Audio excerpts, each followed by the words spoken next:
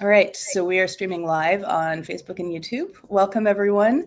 My name is Eve Rickert, she, her. I'm the publisher at Thornapple Press, and I'm joining today from the traditional unceded territories of the Lekwungen and Saanich peoples on the west coast of British Columbia, Canada. And I'm here today with Jessica Fern and David Cooley to talk about their amazing new book, Transforming the Shame Triangle, From Shame to Love Using Parts Work. So if you are joining us live, if you leave a comment wherever you're watching the video, we will see your comment in the software that we're using. And so if you have a question or something, we can respond to that when there's time. So I also wanted to mention, so Jessica Fern is, of course, the author of the well-known Polysecure, but this is her fourth book, and this is amazing. So it's Jessica's fourth book and David's second. So we have Polysecure, the Polysecure workbook, Polywise, and Transforming the Shame Triangle, and David is the co-author of the latest two, Polywise and Transforming.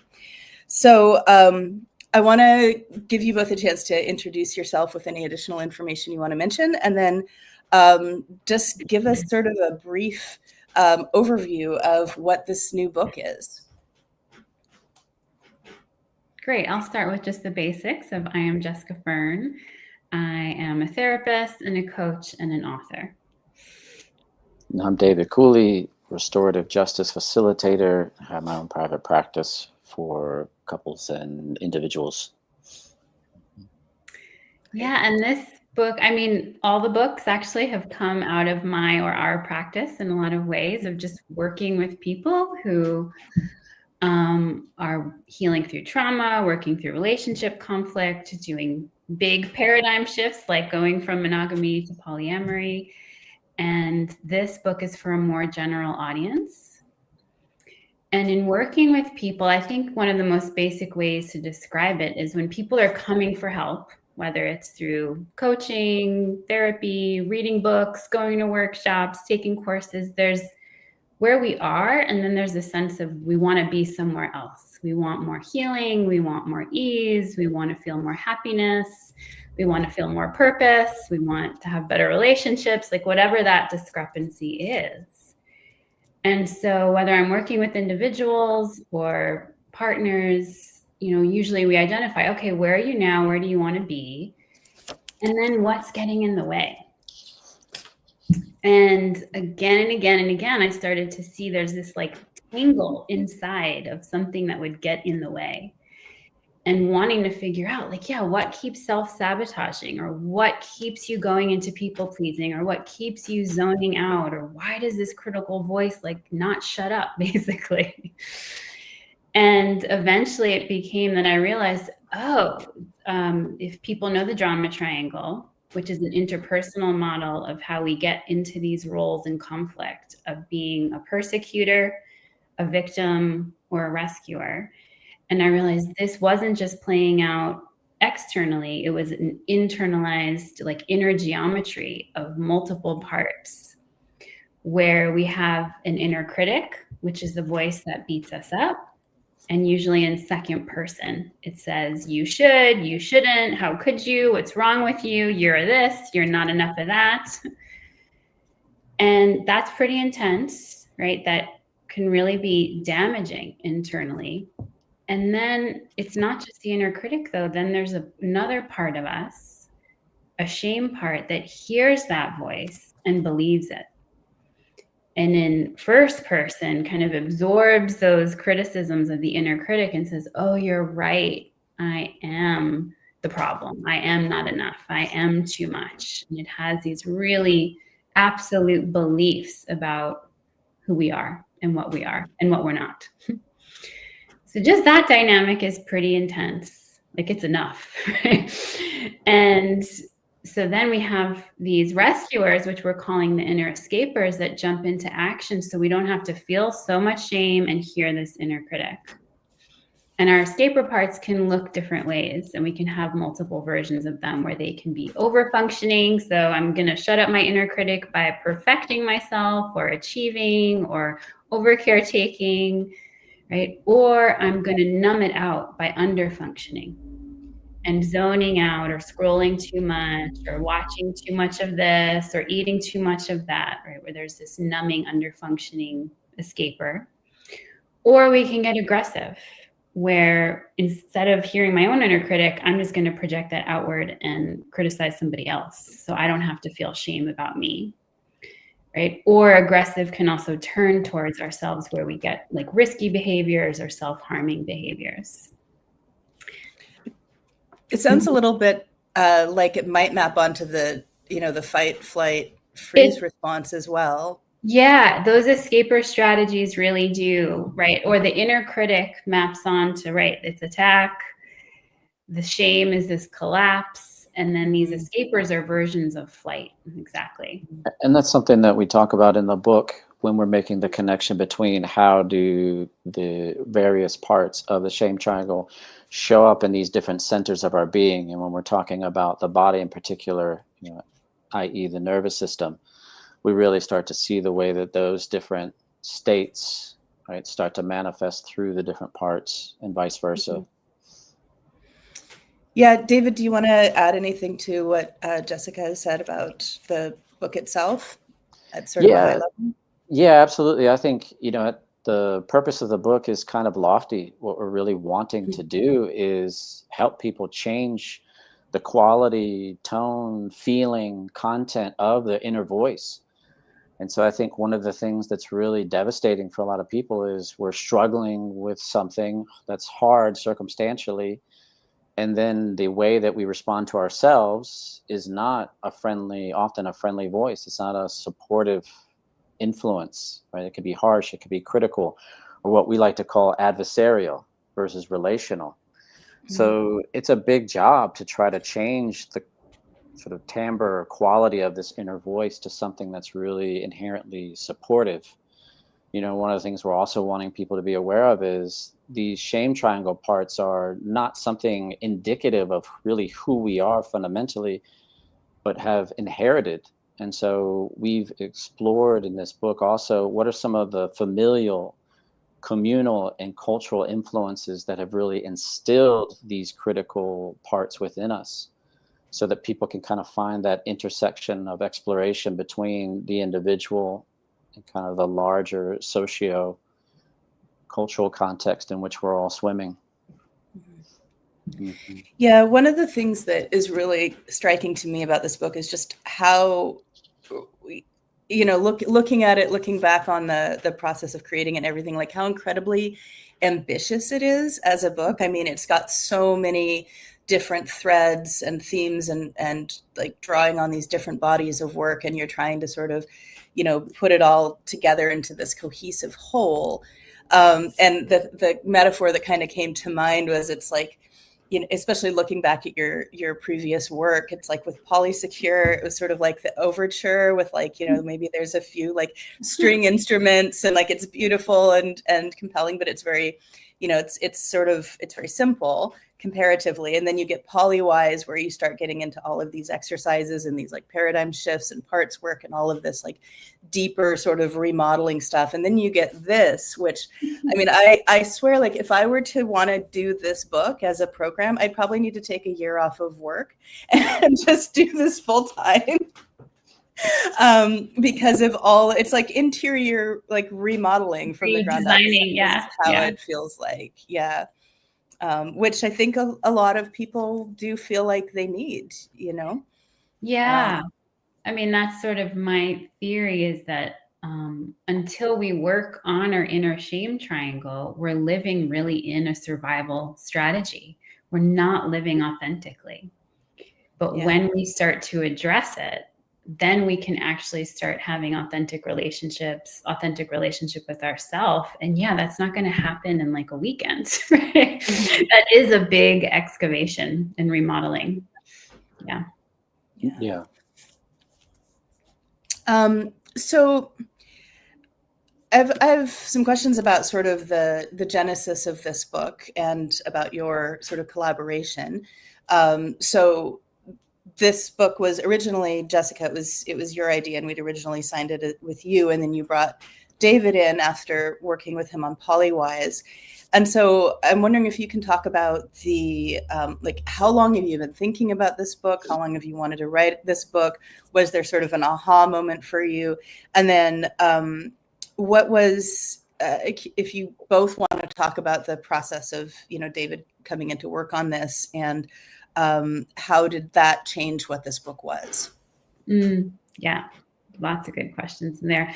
I mean, I've been thinking about this for years, probably even before the first book of Polysecure, because it was something that was just getting worked out and worked through within client work and trying to figure it out. And so I was even finding like little Post-it notes that I would just have of like, oh, escaper this, and inner critic does this. Like there are these notes all over the place for years. And yes, but it felt like it needed the time, and there were other projects that I had in motion. Yeah, so it feels like a long time coming, and it's exciting that it's finally coming out, and like we gave birth to it now. Yeah. And then after Dave and I wrote Polywise together, and then I knew I was transitioning. Okay, now I'm going to start this next Transforming the Shame Triangle.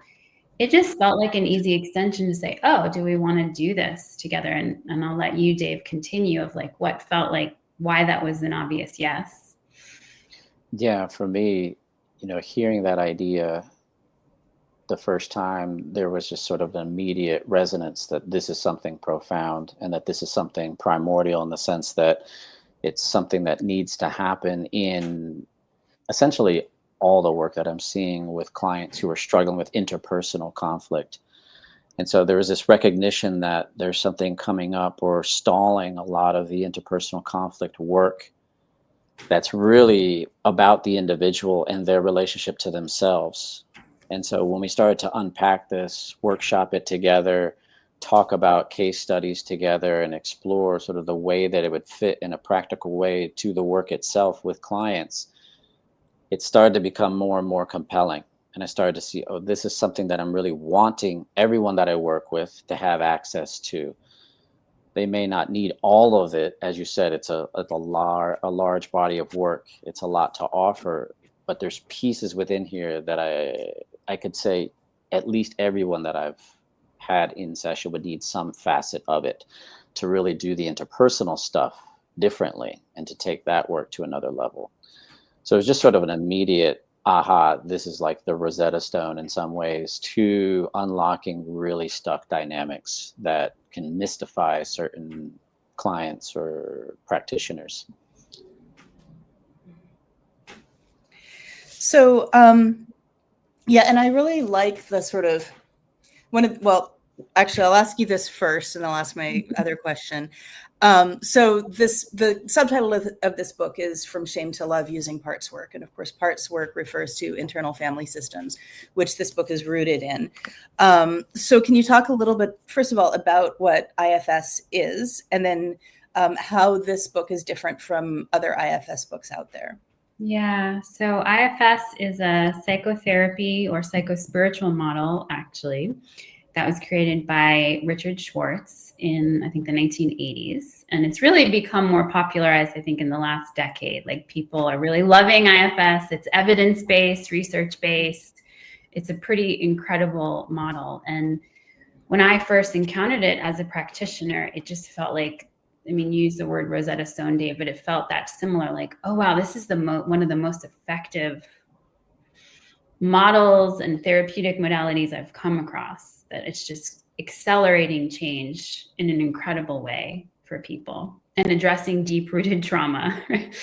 So it's one of my loves, my modalities of love. Narrative therapy is also in the book. That's one of our shared loves as well. And so IFS has a general model of parts that we have protectors, which can be sort of proactive, or so what is a part? Oh yeah, just backing up a little bit. What is a part? Great. So this is not specific to IFS. Right? It's actually, and we say this in the book, it's philosophers of, centuries ago, we have as humans, we try to understand what is this, what's happening. And this idea that we are not just one thing, that we are made up of different inner facets, inner sides to ourselves, or parts of ourselves, so that we have different inner sub-personalities. And that would be considered like, as a healthy psychological being, it is normal to have different aspects to ourselves. And we all intuitively know that. Like if I say, oh, I'm happy about it, but I'm also sad, right? That we can have like contradictory things going on at the same time is usually, oh, there's a part of me that wants to go and there's a part of me that wants to stay home, right? Or the three of us are parents. We have parenting parts that show up very different than our professional parts, that are also different than our lover parts. Yeah. So that's normal and healthy and beautiful. However, right, we have parts that can hold wounds, they can hold traumas, or they can take on extreme protective roles that one part is becoming more dominant than the others. And that's where we can get into challenge. So in the IFS model, we're working with these more dominant parts or challenging parts, not to get rid of them. It's actually really about bringing love and attention to them, unburdening whatever they're holding, and then bringing them up to date of like, I'm not 5 years old anymore. I'm actually 45 years old, right? And this is how you can really be a support in my system. Yeah. Is that good as a general model? Yeah. And so, how does this book differ from other IFS books? You want to say, Dave? Yeah, I think there's several ways in which it's different. I think one of the key ways is this focus on the way that shame operates as a constellation of parts. Mm-hmm. And so because of this core constellation, it's different in that specificity. And so while other systems may talk about the inner critic or talk about shame and the way that those show up in our parts, or even escapers, they don't talk about it as this interlocking system that's playing off of itself, right? Mm-hmm. And so that internalization of the drama triangle that Jessica mentioned earlier is really a unique way to think about these parts and their relationship. And what we're finding is that it's only by working with these parts in this relational way that we actually get the kind of fulcrum or leverage for the kind of change that people are really looking for. Another way that it's different is with the self-centered model. We're sort of reclaiming the concept of self-centeredness, and instead of it being something that refers to someone who's selfish or narcissistic, it's really about someone who's grounded in this concept of self, which is sort of the other side of the IFS coin. Parts are here. This is something that we're learning to identify. The other facet of that is self, right? And the self is this eternal, calm, compassionate presence within us without an agenda that can really hold the complexity and activity of our parts in a really special way. And so we're wanting to give people more specificity in terms of the tools and the ways that they approach and recognize, one, connecting with the self, and then two, how to stay grounded in the self when working with parts. And so we take people through, how do parts and self look when we're talking about the mind, our thoughts and beliefs? How does it look when we're in our heart center, when we're talking about our feelings, needs, and wants? And then how does it show up again, like I mentioned earlier, in our nervous system? What does dysregulation look like from a part's perspective? So there's some real juicy nuance and specificity with these models that I think are going to really deepen people's capacity to work with this model of IFS in a new way, which is really exciting for us. Yeah, I like the kind of, when you were talking earlier about mapping conflict resolution and restorative principles onto these internal processes. And something that I think is valuable about IFS is the ability to sort of address how we're resolving conflict internally, how we're treating ourselves internally. And,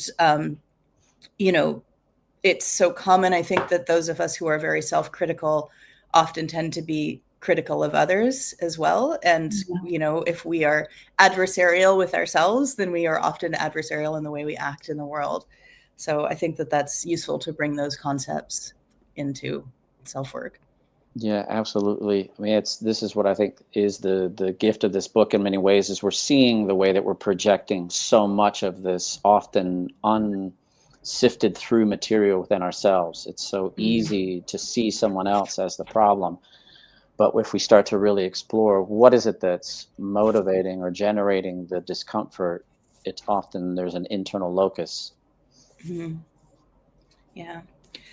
So for each of you, I'd like to know, is there like one part of this book, one section of this book that you feel like you're particularly proud of, or that just like really shines for you, or that sticks out for you?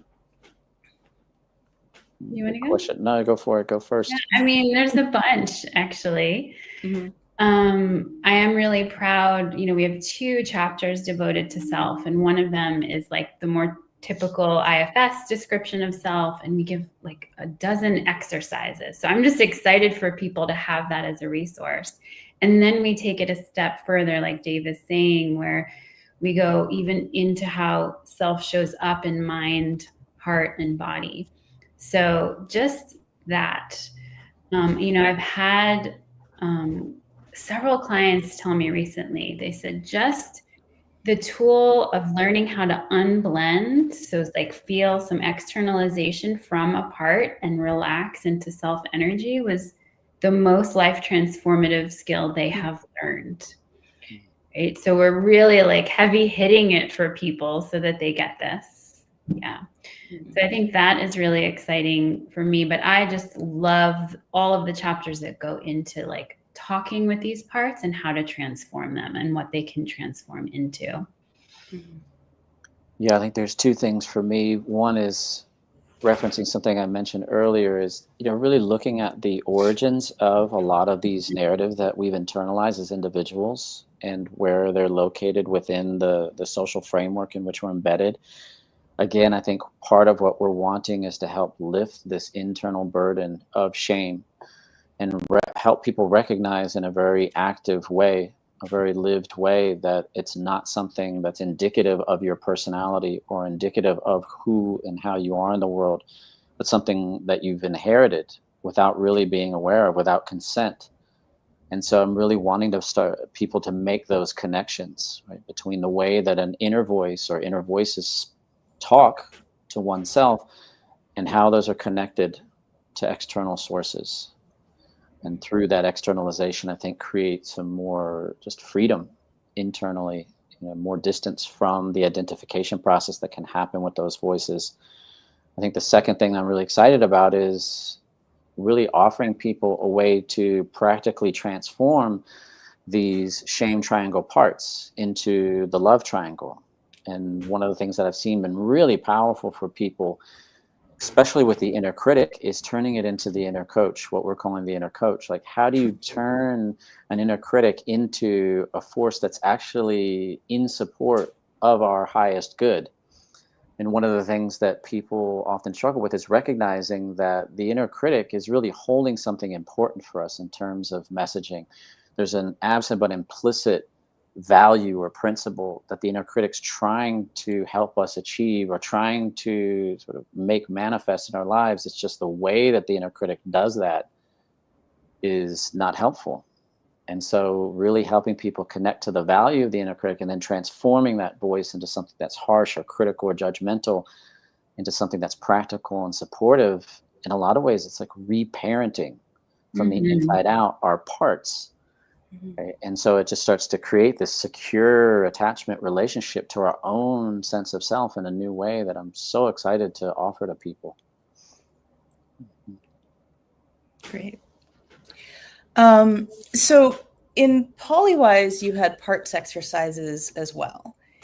And so I'm wondering, what's the relationship between the exercises in Polywise and Shame Triangle? Is there overlap? Are they complementary to each other? Does Shame Triangle build on what's in Polywise?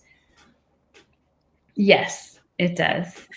So I was just going to go back to, I was like, wait, it's hearts. No, it was sort of in Polywise, we came up with an like, I love you or love you part process, just a way to go through certain sequence of steps in dialoguing with a part. Because it's one thing when have someone who's walking you through it, you're in a therapy or coaching session, but it's hard to do it on our own. So we wanted people to have that as a resource. Here's these questions to go through. And then, of course, a few years later, how we would originally wrote about it has evolved. And now it's the self-love you. And that self piece is so important, that we're first centered in self energy, and then we are dialoguing with the parts from there. So yes, there is a connection, but it has also grown from there. And like we said, in Polywise, it's really for any part that you want to talk to, whereas this book is saying we're working with these very specific parts. That actually made me think of kind of an interesting question. So looking back on what you've published so far, can you think of anything that has changed for you in the way you think about the material you've already written? Things that you would write differently if you were to do it now? I can, but do you want to start, Dave? Or? No, go for it. Sounds like you've got something on the tip of your tongue. Nothing, yeah. Well, if we were to do like a second edition of Poly Secure, so there's two things that initially come to mind. And one is how I work with primal panic has evolved. And so in the book, I'm talking more about it as a phenomenon. And I would want to go further with that and really talk with people how to work with primal panic.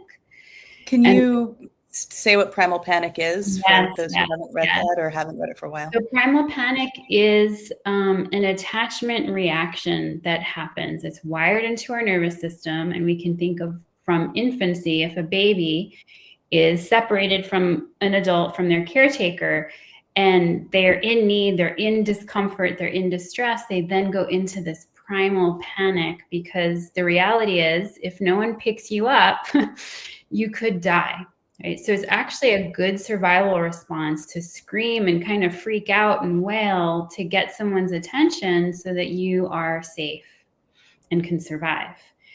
But what we see is that this nervous system is still with us as adults, and we could be in an adult relationship and our partner is inaccessible for whatever reason. But in Poly Secure, we're talking about they're on a date with someone else, and people are going into these big nervous system meltdowns. And most people are getting judged for that as being too jealous. And my whole point was, this is not jealousy. This is actually an attachment reaction that you've never experienced, feeling that kind of inaccessibility from your romantic partner, right? So the whole point was to really bring more understanding and compassion to this very common, difficult experience that people have. And so you said how you work with that has changed. So, years ago, I would work with it more in a polyvagal theory way of, let's look at how you intervene, what's their nervous system, things to do, or an attachment lens that says, have your partner fill up your love tank before their date, have your polyvagal exercises to do when they're on their date, and then, have post-care with your partner afterwards. That really works. But it doesn't work as good as seeing that, this primal panic is a part. I started to say, what part of you is going into primal panic? And so far, every time it might be, I don't want to say it's completely this, but every time I've done that with someone, it's always a crying, wailing baby, that has, whether it's actual memories or a vague sense of like being in the crib by themselves or being alone too long, or a caregiver being inaccessible. And when we worked with, reparenting that inner crying baby, their primal panic would shift dramatically. So I want to bring that into the book. And I think there's a lot of important things. People have had questions about, neurodivergence and attachment. And I think that would be just such a great chapter to add, to attachment styles and neurodivergence, and how it's very much the same and also very much different, and, you know, just sort of fleshing that out for people. Yeah, I love that. Yeah. What would you write differently, Dave, for Polywise? Polywise? Yeah, for Polywise, I think, you know, I'd really want people to understand how just ubiquitous the question of shame is. Like, often what I see is when people are exploring, you name it, kind of any of the facets of polyamorous or consensual non-monogamous life experiences, it's so rife with shame. You're going against so many different fundamental dominant paradigms about what is right behavior, what is right identity, what is the way to be. You know, just even thinking about the question of sex and the power of a culture like sex positivity, you know, that what that intention really is for people, and just thinking about shame in a much more systematic way, I think would be super useful. And then how to guide people through the exercises of the self-centered model. One of the things that I see is fundamental, especially because I'm focused on the aspect of relational conflict, is the more integration of the nervous system, and seeing the way that shame and parts are these embodied experiences, and really wanting people to have that fulcrum of moving back and forth between self and part to deal with even something like you're saying, Jessica, primal panic, is having what is this thing that's helping us guide us through the dysregulation that comes up when we're challenging some of these core narratives that are inevitably pinging our shame. So I think just an integration of these principles into Polywise would be, and this is what's been happening in my private practice anyway, you know, so it'd just be sort of making it official through writing. But that's one of the ways that I've been integrating the work that we're doing now, you know, with a very specific client demographic. So coming back to this book, Shame Triangle, as I mentioned earlier, like it's to work your way through this book. This is not a book that you can just sit down and like read and be done with. Like you have to work through it and sit with it and do the exercises. And so to do everything in here is like, it's a long process. And, you know, seems like a potentially very useful, transformative process. But I'm wondering, have you had anyone like actually do everything in here from start to finish, or is this more like these are different modalities that you have used with different people that have been useful in certain cases and you've sort of brought them all together as options? Both. I've had people work their ways systematically from start to finish chronologically through the book, and I've had other people just really focus on a few core modalities. So it's been both. You know, one of the things that we're intending to do, we're in the process of building courses online for this material specifically that we're going to be offering in the new year, that we're really excited about, because we know that people are going to want kind of a guided experience that are really focused on these facets in a deeper, more experiential way. Yeah, I would say both as well. Yeah, that a lot of the book was because it was like, oh, this is how we're working through it with people. But a few people have gotten, you know, the early release of the book, and some, like, I know someone who's literally on retreat this week with the book, just going through the whole book, and I just can't, you know, it's amazing that they have the space to do that, and they are using it in that way. Yeah. Great. So is there anything else that you want to say about this book, or anything that I haven't asked that you wish I had, or anything you want to ask me? Oh yeah, what stood out to you? What resonates with you for the book? So I will admit that I have not read the entire book myself. I haven't had the opportunity to get through the whole thing.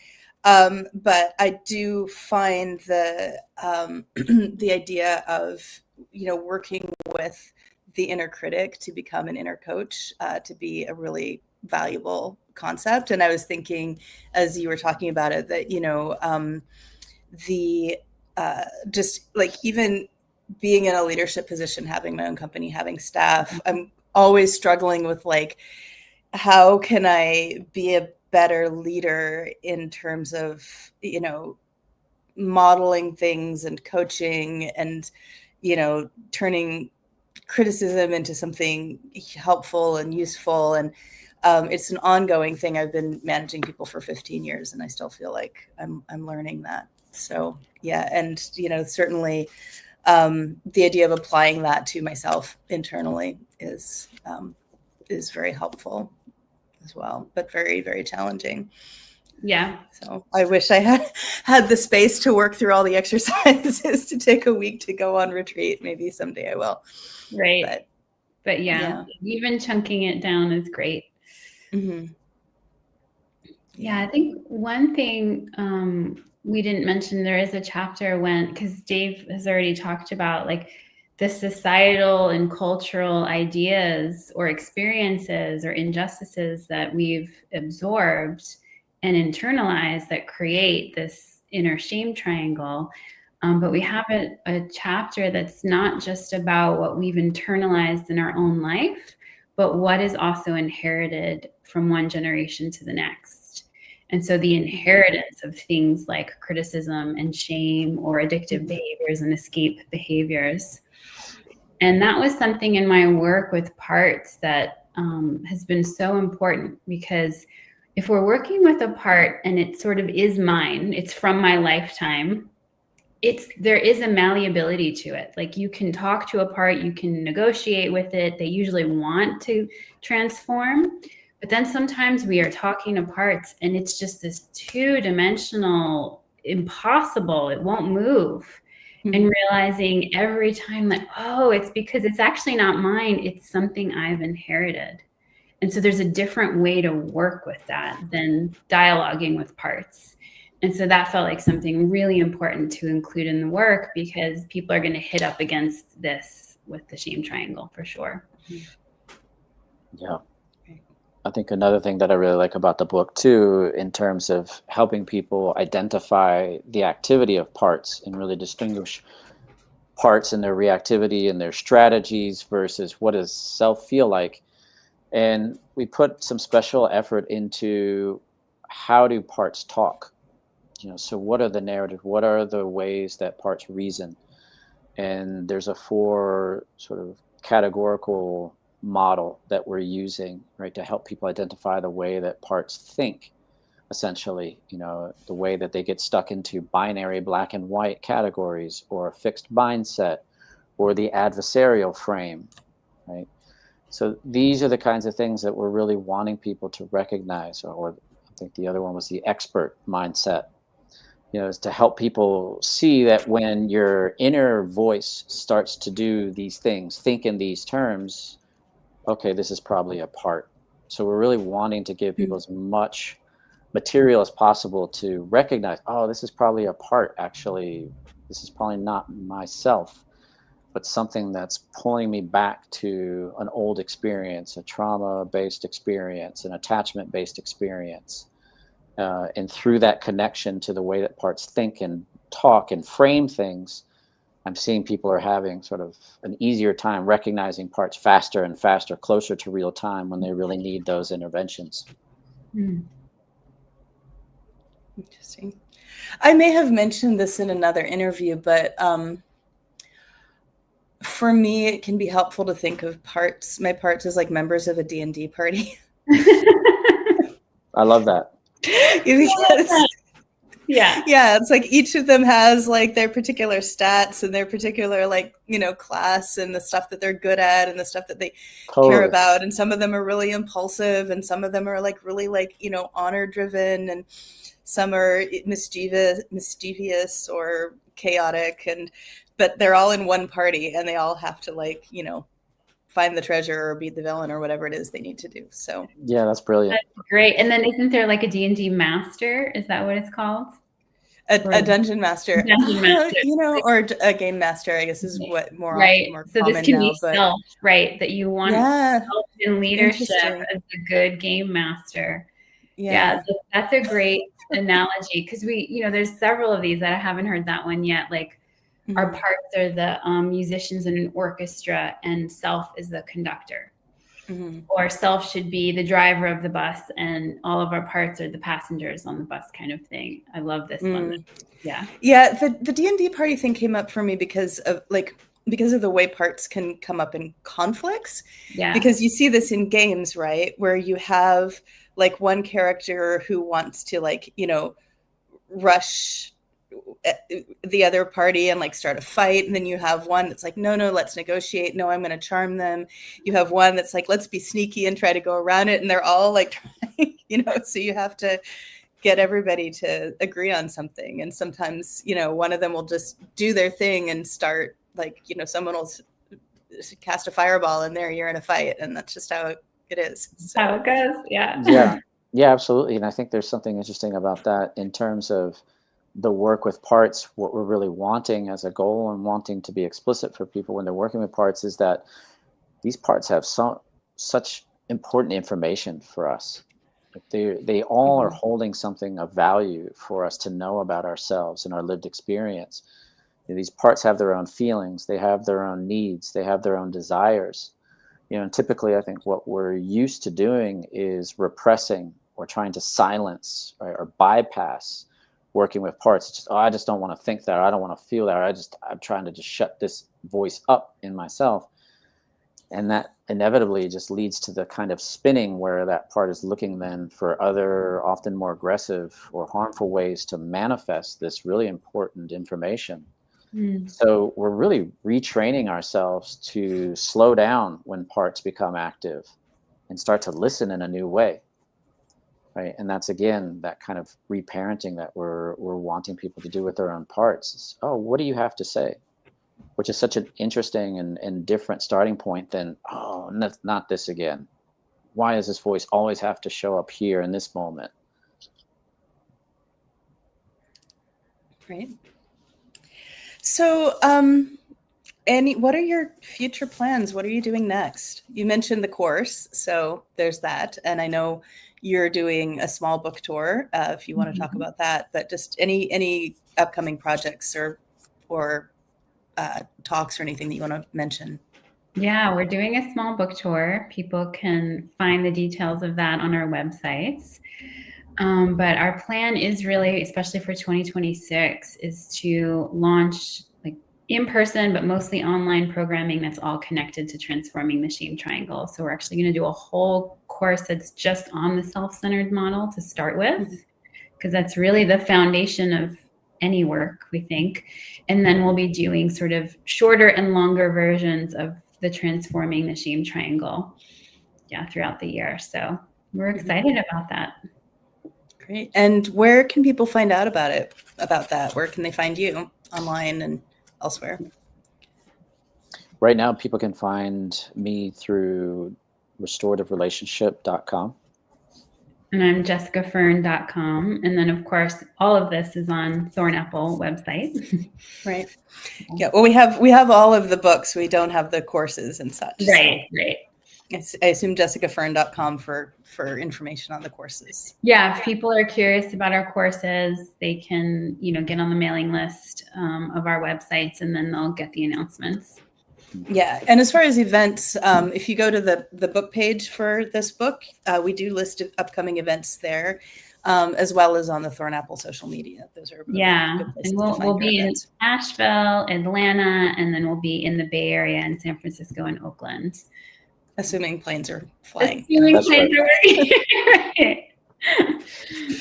Oh, what a time to be alive. Indeed. Yeah. Okay. Anything else before we sign off here? No, just thank you. It's good to be able to just love up the book and talk about it. And, it's really something that we want to be supportive to people. Yeah. Thank you for being that platform through which this lives, Eve. Yeah. No, thank you for trusting us with it. All right. Thank you.